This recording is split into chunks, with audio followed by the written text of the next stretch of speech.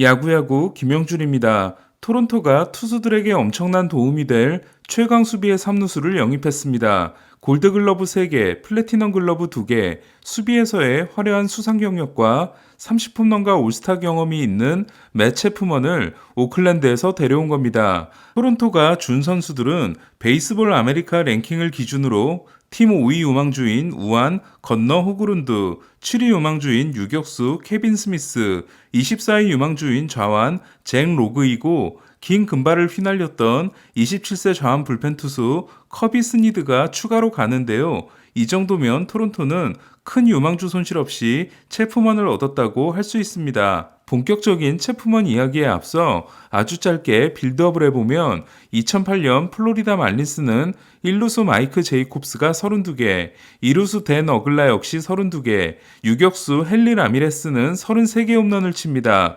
하지만 3루수 호르에 칸투가 29개를 기록함으로써 최초의 30홈런 내야진 탄생이 불발됩니다. 네, 칸투는 2014년 두산 베어스에서 뛰었습니다. 지난해 애틀란타 브레이브스는 1루수 프레디 프리먼이 31개, 2루수 아지 알비스가 30개, 3루수 오스틴 라일리가 33개 홈런을 기록합니다. 하지만 유격수 댄스비 스완슨이 27개에 그침으로써 역시 내야수 모두 30홈런을 기록하는 역대 최초의 기록을 놓치게 됩니다. 사실 더 대단한 팀은 토론토였는데요. 1루수 블라디미르 게레로가 48개, 2루수 마커스 시미언이 45개, 3루수 보 비셋이 29개를 기록함으로써 내야수 3선수의 홈런 합계가 122개였던 겁니다. 그러나 토론토는 3루수가 때린 홈런이 10개에 불과했는데요. 이는 메이저리그 30개 팀 중 7개를 기록한 텍사스 레인저스와 9개를 기록한 워싱턴 다음으로 적은 28위였습니다. 심각한 건 공격력만이 아니었는데요. 지난해 토론토는 마커스 시미언과 1년 계약을 맺으면서 2루수였던 케반 비지오를 3루로 보냅니다. 어깨가 좋은 편이 아니었으며 마이너에서도 2루수로 키워졌던 비지오는 3루에서 자꾸 짧은 송구를 던지게 됩니다. 시미언이 떠나고 비지오가 2루로 돌아감으로써 3루는 다시 토론토의 고민이 됐는데요. 하지만 맷 체프먼을 영입함으로써 그 고민을 한 번에 풀었습니다. 2018년 풀타임 첫 시즌 데뷔와 함께 2년 연속 골드글러브를 따낸 체프먼은 2020년 아이제아 카이너 팔레파에게 골드글러브를 빼앗겼는데요. 하지만 지난해 다시 수상에 성공했습니다.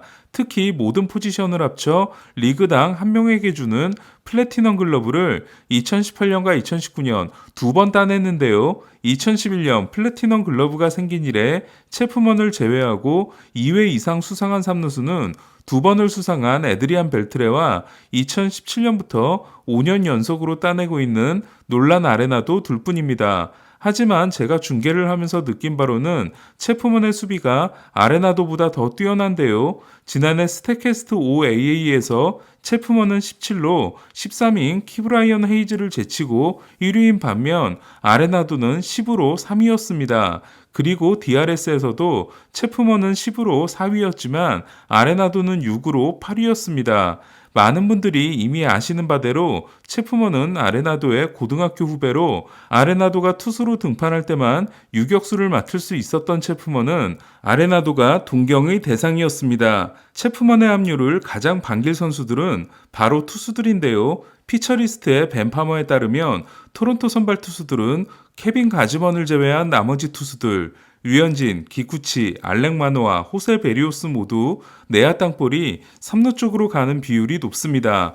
그런데 하코너의 수비 괴물을 토론토가 얻게 된 겁니다. 하지만 가장 큰 도움을 받을 선수는 류현진인데요. 류현진은 지난해 63개의 3루 땅볼 유도로 댈러스 카이클과 공동 1위였습니다. 물론 체프먼보다는 프리먼이 더 좋은 선수지만 1루에는 이미 블라디미르 게레로가 있으며 프리먼이 게레로보다 수비가 좋긴 하지만 게레로에게 3루를 맡겨 또 실패를 반복하거나 게레로를 지명타자로 보내 기분을 상하게 하는 일은 바람직하지 않기 때문입니다.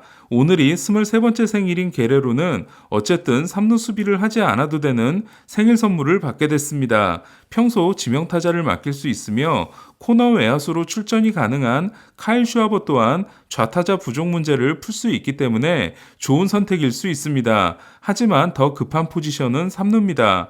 토론토는 체프먼을 영입했다고 해서 프리먼 영입이 불가능해진 건 아닙니다. 사치세 계산 연봉이 1억 8,200만 달러가 된 토론토는 사치세 기준인 2억 2천만 달러까지는 돈을 더 쓸 수 있는 팀입니다. 저는 토론토가 돈을 쓰기가 꺼려진다면 카일 시거와 계약하는 게 어떻겠냐고 말씀드렸다가 시거가 은퇴를 선언함으로써 뻘쭘했는데요. 네이버 세결TV 라이브에서도 말씀드렸던 것처럼 회심의 시거 카드가 불발된 후로는 체프먼이 최선이라고 생각했습니다. 물론 영입할 수 있는 최고의 선수는 클리브랜드 가디언스의 호세 라미레스지만 라미레스는 팜을 다 털어야 했을 것이고 FA 시장의 최대어는 크리스 브라이언트지만 30세 시즌을 시작하는 선수이자 1억 5천만 달러 이상의 계약이 필요했으며 3루 수비가 뛰어나지 않은 브라이언트는 풀타임 3루수라기보다는 외야까지 맡아보는 유틸리티맨으로서의 가치가 더 높았기 때문입니다. 이에 올해 연봉이 950만 달러로 예상되며 FA까지 2년이 남아있는 체프먼이 가장 좋다고 생각했습니다. 또한 오클랜드는 점포정리 세일 중이기 때문에 배짱을 부릴 상황이 아니라는 점도 상대팀에게는 유리할 수밖에 없었는데요.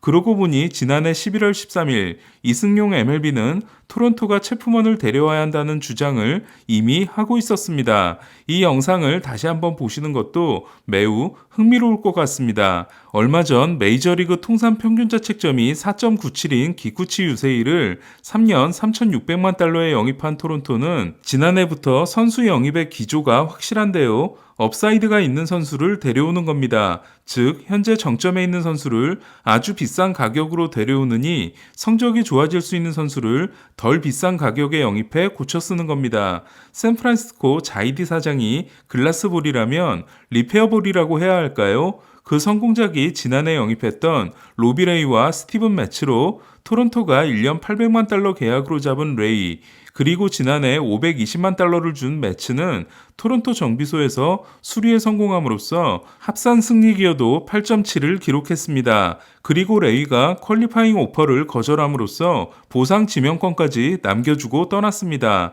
체프먼도 수리가 필요한 선수인데요. 바로 공격력입니다. 2019년 36홈런 91타점을 기록할 때까지만 해도 체프먼의 공격력은 33홈런 92타점을 기록한 맷 올슨과 큰 차이가 나지 않아 보였는데요. 실제로 두 선수의 조정 OPS는 똑같이 139였습니다. 하지만 지난해 올슨의 조정 OPS는 153이었던 반면 체프먼은 100에 그치고 말았습니다. 하지만 기대할 수 있는 부분도 있습니다. 먼저 체프먼은 2020년 시즌 종료 후 고관절 수술을 받았기 때문에 지난 시즌은 100%의 몸 상태가 아니었습니다. 실제로 체프먼은 2018년 93.1마일, 2019년 92.7마일, 2020년 93.6마일로 리그 정상권이었던 평균 타구 속도가 지난해 89.7마일로 떨어진 모습이었습니다. 체프먼은 오클랜드 타자답게 지난해 타율이 2할 1푼이었으면서도 80개의 볼넷을 골라냄으로써 출루율은 1할 이상 높은 3할 1푼 4리였는데요.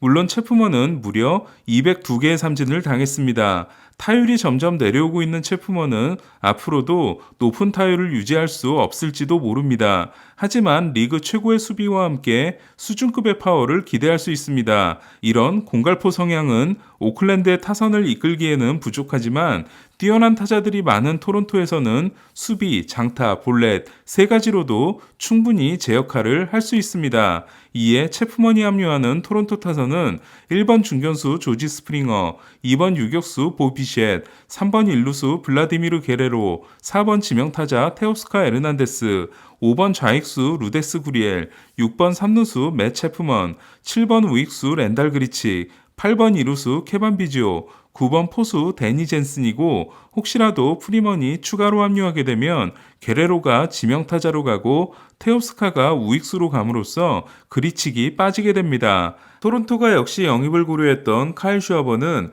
필라델피아와 계약했습니다. 4년 계약이며 평균 연봉은 2천만 달러가 약간 안 되는 수준이라고 합니다.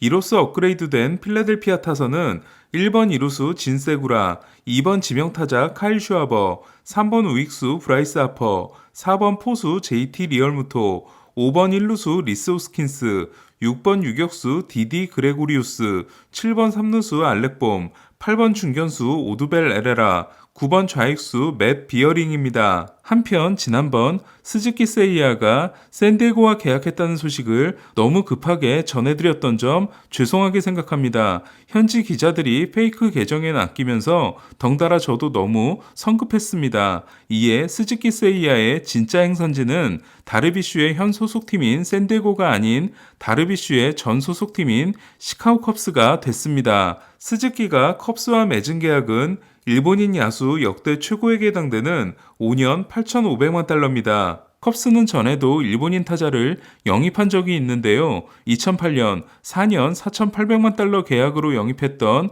후쿠도메 고스케입니다. 그러고 보니 제가 일본인 야수의 최고 계약을 아키야마의 3년 2,100만 달러라고 말씀드린 것도 이번 기회를 빌어 바로잡습니다. 앤서니 리조, 크리스 브라이언트, 하비에르 바에스 등 코어 선수들을 모두 내보냄으로써 리빌딩을 시작하는 것 같았던 컵스는 리툴링도 아니고 컨텐딩으로 보이는데요. 마커스 스트로먼과 3년 7,100만 달러, 양곰스와 2년 1,300만 달러, 안드렐턴 시몬스와 1년 400만 달러 계약에 이어 스즈키에게 8,500만 달러를 줌으로써 1억 7,300만 달러를 쓰게 된 겁니다. 과연 스즈키는 후쿠도메가 되지 않을 수 있을까요? 이번 영상은 여기까지입니다. 야구야구 김영준이었습니다.